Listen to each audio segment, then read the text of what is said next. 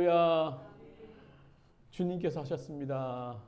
우리 같이 한번 따라 하시겠습니다. 주님께서 하셨습니다. 예, 주님께서 하신 거예요. 우리가 몇 년을 걸려서 애를 쓰고 노력해도 안 됐지만 주님이 하시니까 일주일 만에 이렇게 좋은 장소, 이렇게 여러 가지가 구비된 것을 만들어 주셨어요. 이것은요, 무에서 유를 창조하신 그런 하나님의 능력입니다. 우리는 이거 다 감당할 수 없어요. 근데 주님께서 좋은 동역자, 믿음의 동역자를 또 연결시켜 주셨고, 또 그분들을 통해서 이 좋은 예배 처소를 하나님께서 인도해 주신 거예요. 우린 인간의 힘으로는 감당할 수 없는 일, 그러나 하나님께서 준비해 놓으신 그 일들을 통해서 우리 미션 유대삼교회 특별히 하나님께서 많이 사랑하시는 것 같아요. 제가 강대상에 이렇게 올라오니까 지금 너무 높아서 현기증이 나요. 맨날 바닥에서만 하다가 강단에 있는데 올라오니까는 시선 처리를 지금 어떻게 해야 될지 잘 모르겠어요. 하여튼 하나님께 감사드리고요. 주님이 또 우리 미션 유대삼교회 가운데 하실 일들이 분명히 있는 것 같아요. 그래서 또 이렇게 마곡 지역에 어떻게 보면 복음의 불모지, 뭐 요즘에 다 복음의 불모지이긴 하겠지만 특별히 이곳 교회가 참 없고 또 그런 장소에 주님께서 이것을 복음을 전하라고 또 사명을 주셨습니다. 우리 미션 유대삼교회가 이 귀한 사명 감당하는 그런 교회 되기로 합니다. 여러분, 우리 모두는 인생을 살아가면서 각자 자리에서 최선을 다하면서 지금도 삶을 살고 있어요. 아침에 눈을 뜨면 오늘 뭐 할까? 오늘 어떻게 지낼까? 또 오늘 해야 할 일을 또 열심히 바쁘게 또 하루를 하며 살아갑니다. 가정을 위해서, 생계를 위해서, 건강과 미래를 위해서 끊임없이 움직이며 우리는 삶을 살아갑니다. 그런데 어느 한순간 마음속 깊은 곳에 들려오는 질문이 있어요. 나는 왜 사는가? 나는 왜 사는가?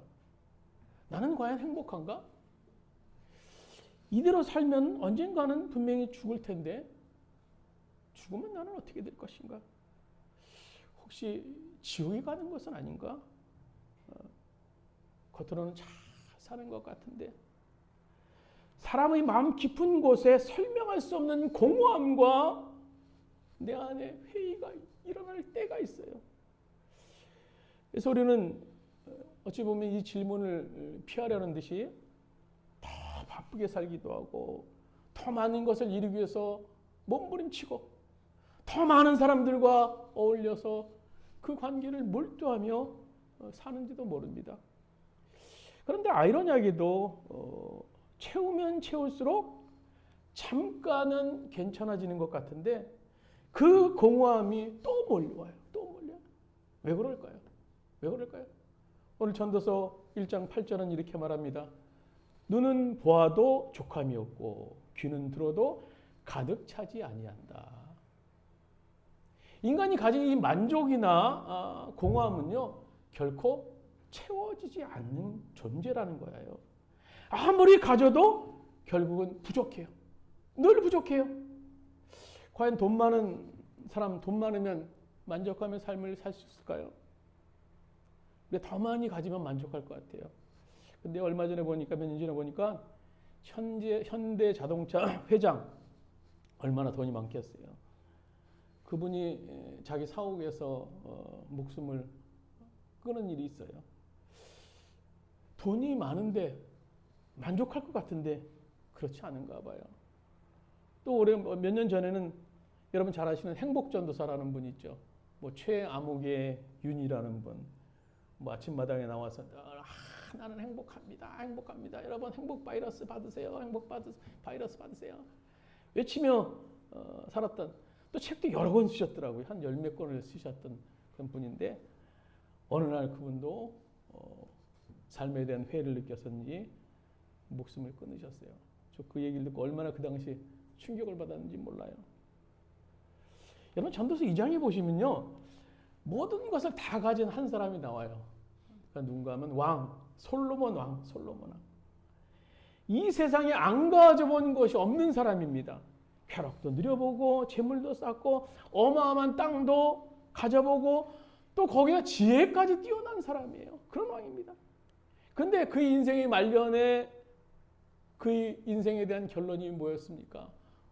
헛되니 모든 것이 헛되도다. 이 고백은요, 어느 인생의 실패자가 한 고백이 아니에요.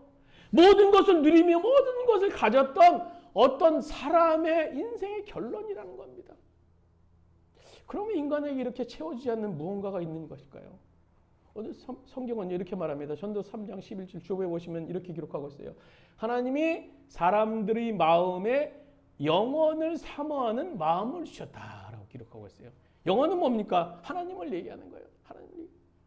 그러니까 인간 안에는요, 하나님을 갈망하는 신적인 존재, 영을 갈망하는 마음을 주셨다라는 거예요. 즉 하나님은 인간을 영적인 존재로 지으셨다라는 겁니다. 우리 창세기도 보면 나오지 않습니까? 하나님께서 아담을 지으시고 그 속에 생명을, 하나님의 생기를 부어놓으셔서 인간인 육적인 존재보다 영적인 존재로 지으셨음을 볼 수 있어요. 그래서 우리의 채워지지 않는 이 만족의 원인이 거기 있었던 거예요. 인간은 누구나 다 영적인 존재입니다. 영적인 존재예요. 그런데 우리는 어떻게 살아가고 있습니까? 육신의 만족을 위해서 오늘 삶을 살고 있어요. 어떻게 하면 더 잘 먹고 잘 살 수 있을까? 잘 입을까? 좋은 집에 살까? 어떻게 하면 뭐 좀 더 돈을 늘릴 수 있을까? 육신만의 만족을 위해서 오늘 우리가 삶을 살고 있어요. 오늘 예레미야 2장 13절에 보시면요, 하나님께서 이스라엘 백성들의 삶에 대해서 지적하시는 말씀이 있어요. 거기 보면 예레미야 2장 13절에 보면요, 참으로 나의 백성이 두 가지 악을 저질렀다. 하나는 생수의 근원인 나 하나님을 버리는 것이고, 또 하나는 전혀 물이 고이지 않는 물이 새는 웅덩이를 파서 그것을 샘으로 삼는 것이다. 오늘 인간의 이 죄악에 대해서 지적하고 계시는 거예요. 두 가지 악. 생수의 근원. 인간이 목마르다고 찾아 나섰지만 생수의 근원이 될 수 있는 하나님을 버렸어요. 또 하나는요, 자기 육신의 만족을 위해서 열심히 땅을 파고 했지만요, 그 그릇은요, 깨진 그릇이라는 겁니다. 아무리 채워도 채워지지 않는 것. 마치 바닷가에서 목마르다고 바닷물을 마시며 갈증을 해소하는 것과 마찬가지예요. 더 목마르죠. 더 목말라요. 왜입니까? 바닷물은 사람들의 갈증을 해결할 수 없는 그런 존재이기 때문인 거예요. 그렇습니다. 하나님 없는 세상은요, 결국 다시 공허해 질 수밖에 없어요. 그런데 이 공허함이나 불안함이 잘못된 것이 아니라는 거예요. 왜냐하면요, 그것은 하나님의 사인이기 때문인 거예요. 하나님의 사인. 하나님이 우리 안에 심어놓은 사인, 공허한 그때, 불안한 그때, 삶에 대해서 회의를 느끼는 그때 하나님의 사인의 때라는 거예요. 진리, 진짜 진리가 있다. 너희 인생의 근본적인 갈등의 원인과 공허함의 원인을 채울 수 있는 존재, 그 존재의 나를 찾으라는 사인이 있는 때가 바로 그때예요. 그렇다면 우리는 어떻게 해야 될까요? 오늘 시간 그 문제 해결을 위해서 하나님께서 우리에게 주신 영적인 원리가 있어요. 그래서 오늘 시간은 그 영적인 원리 네 가지를 통해서 하나님이 우리를 위해서 준비하신 가장 분명한 길, 우리의 인생의 갈등, 공허함, 또 가난함, 배고픔에 대해서 해결할 수 있는 가장 분명한 길을 말씀 속에서 찾고자 합니다. 어쩌면 오늘 이 자리가 우리 인생에서 가장 중요한 그런 순간이 될 수도 있습니다. 왜냐하면 이 시간은 단순한 설교가 아니라 하나님이 우리를 만나기 원하시는 시간이기 때문인 거예요. 하나님은 오늘도 지금 우리를 만나길 원하세요. 이 자리에 주님께서 임재하고 계세요. 주님으로 모인 곳에 이 가운데 10년 가운데 주님이 지금도 역사하고 계세요. 그 첫 번째 원리는 뭡니까? 우리 한번 따라 하시겠습니다. 하나님은 우리를 사랑하신다. 또 하나님은 우리를 위해 풍성한 계획을 가지고 계시다. 예, 하나님은 우리를 사랑하시며 풍성한 계획을 가지고 계시다라는 거. 첫 번째.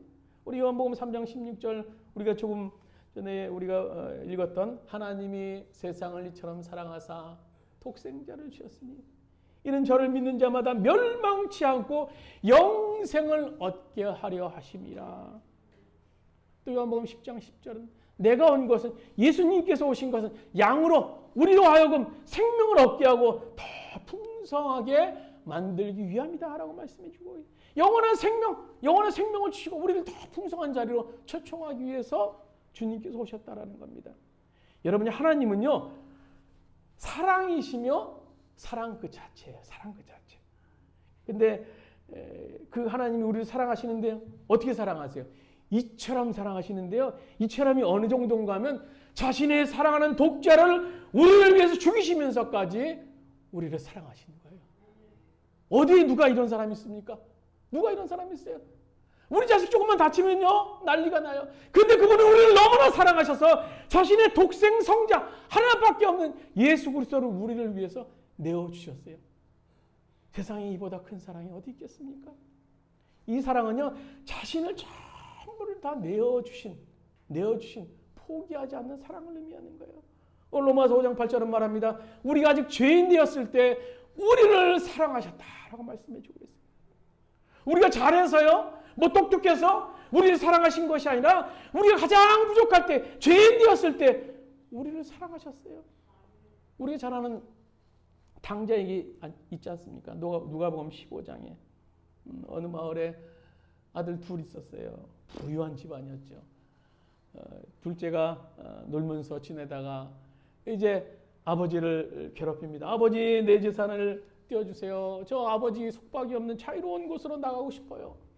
그럼 뭐 아들을 이길 수 있겠습니까? 아버지가 둘째 아들에게 자기 몫에, 이제 그에 해당되는 아들의 몫의 재산을 나눠주게 됩니다. 그러나 그 자유를 찾아서 떠났지만 그곳에서 그런 자유를 찾지 못하고 더 속박 속에 살다가 결국 거짓 신세로 아버지에게 돌아오게 됩니다. 가야 되나 말아야 되나, 문 앞까지 왔는데 막 쥐피쥐피 되는데 저기 멀리서 자기를 부르는 음성이 들려요. 아무개야. 이 거리가 너무 먼데도 아버지가 그 아들을 바라보면서 막 달려오는 거예요. 하나님께서는요, 집 나간 탕자를 기다리는 아버지 마음으로 여전히 우리를 지금 기다리고 계세요. 우리를 풍성함으로 인도하기 위해서, 우리를 주님의 사랑으로 인도하기 위해서. 누가복음 15장 4절에 보면 이렇게 기록하고 있죠. 너희 가운데 어떤 사람이 양 100마리를 가지고 있는데 그 가운데 한 마리를 잃으면 99마리를 들에 두고 그 잃은 양을 찾을 때까지 찾아다니지 않겠느냐. 양 한 마리가 사라졌어요. 양 한 마리가 사라졌어요. 그 양은요, 양이라는 동물은 절대 스스로 돌아올 수 없는 동물이 바로 양이라는 동물이에요. 왜냐하면 양은요, 방향 감각이 없대요. 이쪽으로 가면 이쪽이 또 어딘지, 저쪽으로 가면 이쪽이 어딘지 전혀 방향 감각이 없었어요. 절대 자기 스스로 집으로 돌아오는 일이 없어요. 그래서 양에게 누가 필요합니까? 목자가 필요해요. 목자. 길을 잘 아는 목자. 그래서 양은요, 고민할 필요 없어요. 목자 가면요, 둘둘둘 따라가면 양은 살 수 있는 거예요. 목자는요, 길 잃은 양을요, 절대 포기하지 않습니다. 그리고 길 잃은 양을 찾아 나서는 게 바로 목자예요. 목자는요, 계산하지 않아요. 여기에 99마리 양이 있으니까 나 한 마리 정도 잃어버려도 괜찮지. 이렇게 생각하는 건요, 사건 목자예요. 진짜 목자가 아닙니다. 진짜 목자라면요, 한 마리 양을 찾아서 나서는 것이 진짜 목자예요. 이런 목자의 심정을 성경은 우리가 누가복음 15장 4절 하반절에 그렇게 말씀하고 있는 거예요. 이런 양을 찾을 때까지 찾아다니지 아니하겠느냐. 찾아내기까지. 하나님은요, 적당히 찾다가 포기하는 분이 아니세요. 반드시 찾을 때까지 멈추지 않으세요. 그것이 하나님의 우리를 향한 사랑이에요. 우리를 풍성함으로 인도하게 한 하나님의 사랑. 그것이 첫 번째 원리예요. 하나님은 우리를 사랑하시고 우리를 위해서 풍성한 계획을 가지고 계시다. 그럼요, 우리는 왜 이런 하나님의 사랑과 풍성함에 거할 수 없을까요? 하나님이 우리를 사랑하신다고 그랬는데, 우리를 풍성으로 인도한다고 그랬는데 왜 나는 그렇지 못할까? 그것이 환경 때문 아닐까? 내 환경이 예수를 잘 믿지 못한 환경, 우리 집안이 그래서 그런가 보다. 또 어떤 누구 때문에 내가 예수 믿지 못하는 것은 아닌가? 이 답의 두 번째 원리가 숨겨져 있어요. 우리 로마서 3장 23절에 보시면 주보에 있는 말씀 보시면 이렇게 기록하고 있어요. 모든 사람이 죄를 범하였음에 하나님의 영광에 이르지 못하더니. 우리가 하나님의 사랑과 풍성함에 들어가지 못하는 것은 바로 죄 때문이라는 겁니다. 죄 때문에. 죄. 죄의 본질이 뭡니까? 죄의 본질이 뭐예요? 하나님 없이 살 수 있다는 인간의 선언. 그래서 죄는요, 단순한 행동이 아니라 하나님과의 관계에서 그 관계를 끊어진 상태를 죄라고 얘기해요. 우리 보통요, 죄라고 말하면 이렇게 생각해요. 거짓말 안 하고, 남 미워하지 않고, 남에게 뭐 나쁜 행동하지 않는 거. 그래서 우리 자신은 생각하죠. 나는 그래도 그렇게 나쁜 사람은 아니야. 난 그렇게 큰 죄를 짓지 않았거든. 난 저기 교도소 들어가는 저 사람처럼 그렇게 큰 죄를 지은 사람이 아니야. 난 주변의 사람들이 그래서 좋은 사람이라고 얘기해. 난 죄인이 아니야. 근데 성경이 말하는 죄는요, 우리가 생각하는 것보다 단순하지 않아요. 성경이 말하는 죄는요, 어떤 행동이 아니라 지금 누구 없이 살고 있느냐. 그것이 우리의 죄라는 겁니다. 창세기 3장에 보면요, 인간이 첫 번째 죄가 등장해요. 사단이 3장 5절에 보면요, 선악과를 앞에 두고 이제 하와에게 이렇게 말하죠. 너희가 그것을 먹는 날에는 하나님과 같이 될 것이다. 오늘 꼬셔요, 하와를요, 사단이. 이 말의 핵심은 뭡니까? 하나님 없이도 살 수 있다. 네 스스로가 주인이 되라라고 얘기하는 거예요. 아담과 하와가 선택한 것은요, 단순한 그런 열매를 먹는 행동이 아니라 하나님을 삶의 중심에서 밀어낸 결정이었다라는 겁니다. 그래서 결국 에덴 동산에 쫓겨나지 않았습니까? 죄의 본질이 뭐예요? 죄의 본질이 뭡니까? 하나님을 떠나서 내가 주인이 되는 것. 어떤 거 그것도 죄가 될 수 있어요. 그러나 성경이 말하는 죄의 본질은요, 하나님을 떠나서 내가 주인이 되는 것. 내가 결정하고 내 마음대로 살고 내 고집대로 살고 내 교만대로 사는 것. 그것이 죄라는 거예요. 마치 절벽을 뛰어넘으려는 어떤 사람들과 같습니다. 사람들이 절벽 앞에서 절벽을 뛰어넘으려고 합니다. 저기 절벽이 있는데 절벽 사이에 선이라는 절벽이 있어요. 근데 그 사이가 100m 정도 돼요. 그래서 사람들이 모여서 우리 저 절벽을 뛰어넘어서 선으로 가자. 어떤 사람은요, 달리기 선수예요. 막 달리기 해서 그걸 뛰어넘으려고 합니다. 어떤 사람은요, 높이뛰기 선수예요. 막 뛰어넘으려고 해요. 어떤 사람은요, 장대 높이뛰기 선수입니다. 100m의 간격의 절벽을 뛰어넘으려고 해요. 모든 사람의 결과는 뭡니까? 모두 떨어진다. 인간이 한계가 바로 거기 있는 겁니다. 오늘 에베소 2장 9절은 말합니다. 구원은 행위에서 난 것이 아니니 자랑하지 말라. 어떤 인간의 노력도 죄의 문제를 해결할 수 없게 되는 겁니다. 그렇다면 이 죄의 문제를 어떻게 해결할까요? 우리가 하나님의 사랑 안에, 하나님의 풍성한 계획 안에 들어가기를 원하는데 그것이 죄의 문제라고 한다면 죄의 문제를 도대체 어떻게 해결할까요? 우리 로마서 5장 8절 보면 이렇게 말합니다. 복음의 핵심이라고 할 수 있는 내용이죠. 우리가 아직 죄인 되었을 때 그리스도께서 우리를 위해 죽으심으로 하나님께서 우리에 대한 자기의 사랑을 확증하셨느니라 라고 기록하고 있어요.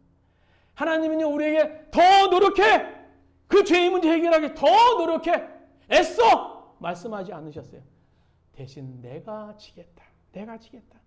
십자가를 내가 대신 지겠다. 십자가라는 것은요, 단순한 종교의 상징이 아니에요. 하나님과 인간 사이에 끊어진, 죄의 문제로 끊어진 관계를 연결하는 블리치, 다리가 되는 것이 바로 십자가라는 겁니다. 십자가를 통해서 우리는 하나님의 사랑과 하나님의 풍성한 계획 안에 죄를 뛰어넘어서 머무를 수 있게 되는 거예요. 우리는 십자가라는 말에 너무 익숙하게 사용합니다.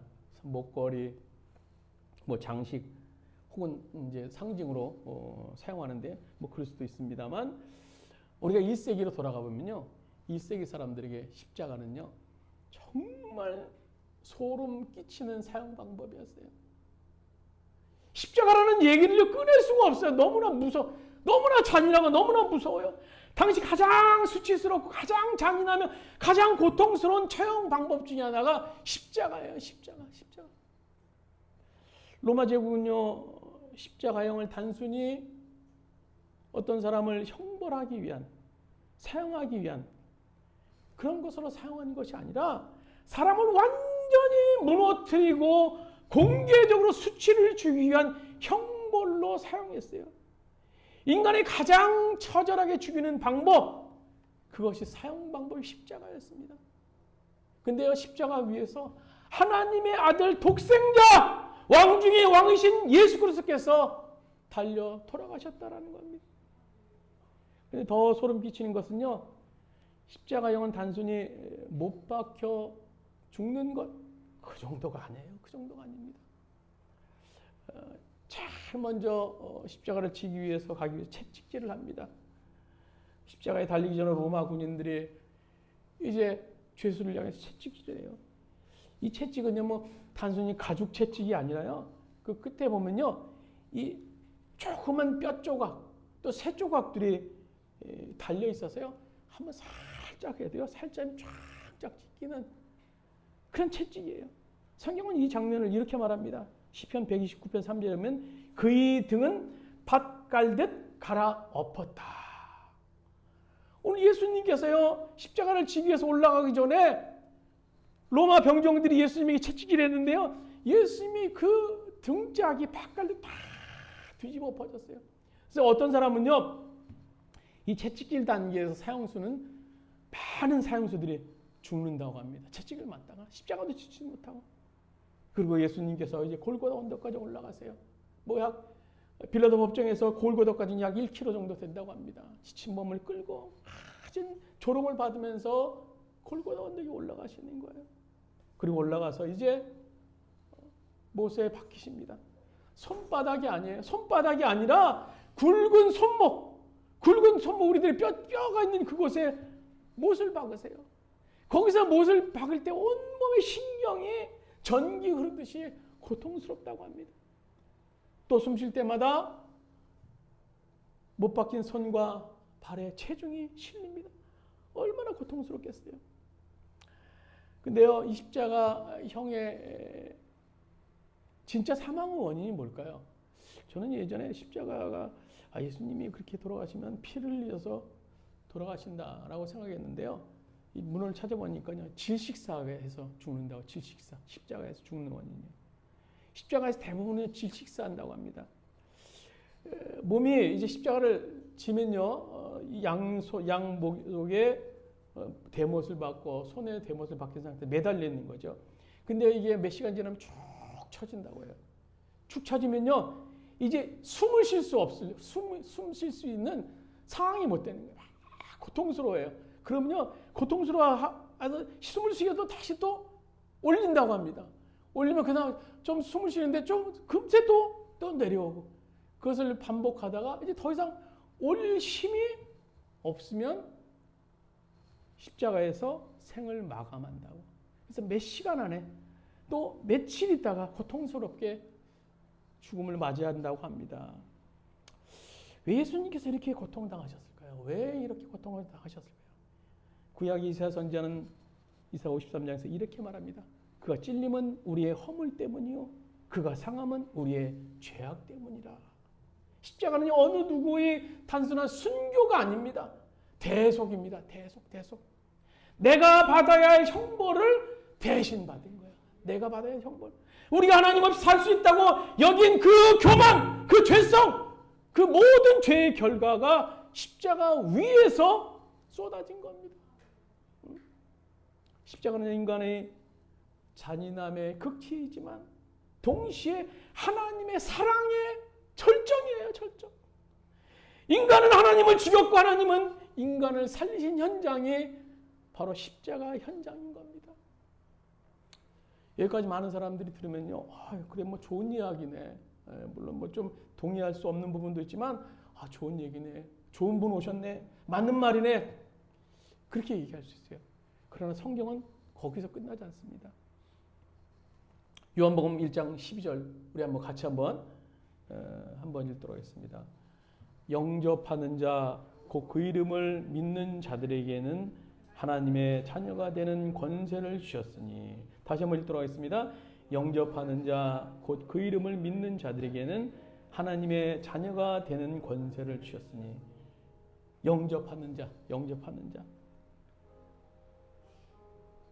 믿음은 단순한 동의가 아니라요, 삶의 주인을 바꾸는 결단이에요. 결단. 오늘 요한복음 3장 20절은 말합니다. 볼지어다 내가 문 밖에서 두드리노니 누구든지 내 음성을 듣고 문을 열면 내가 그에게로 들어가 그와 더불어 먹고 그는 나와 더불어 먹으리라. 예수님은요, 우리의 문을 부수고 들어가지 않으세요. 두드리십니다. 안무개야 나 들어가도 되니? 문을 여는 것은요, 우리의 선택입니다. 우리의 선택. 오늘 우리는 복음의 정보를 듣는 것이 아닙니다. 주님께서 우리에게 원하시는 건 결단이에요. 결단. 지금까지 우리가 미뤄왔다면 오늘 그날이 될 수 있길 바랍니다. 신앙생활을 오래 했어도, 처음 믿었어도 아직 진짜 영접이 없다면 오늘이 시작이 될 수 있는 거예요. 주님을 나의 주인으로 모시고 나의 왕으로 모시고 살 수 있는 그런 선택, 그 시간이 되길 바랍니다. 우리 잠시 눈을 감으시고 제가 기도할 때 한 줄씩 좀 따라 하셨으면 좋겠어요. 제가 한번 기도하겠습니다. 하나님 아버지, 나는 죄인입니다. 우리 같이 한번 따라 하시겠습니다. 하나님 아버지, 나는 죄인입니다. 지금까지 하나님을 떠나 내 마음대로 살아온 것을 회개합니다.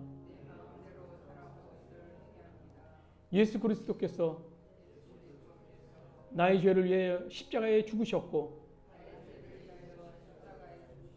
부활하심으로 나를 구원하신 것을 믿습니다. 이 시간 내 마음 문을 열고 예수 그리스도를 나의 구주와 주님으로 영접합니다. 내 죄 용서하시고 나를 하나님의 자녀로 삼으신 것을 감사드립니다. 예수님의 이름으로 기도드립니다. 아멘. 잠시 기도드리셨습니다. 하나님, 이 땅에 많은 사람들이 삶을 살고 있습니다.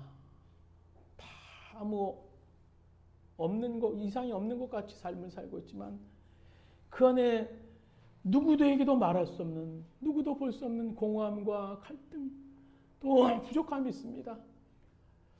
그것이 무엇 때문입니까?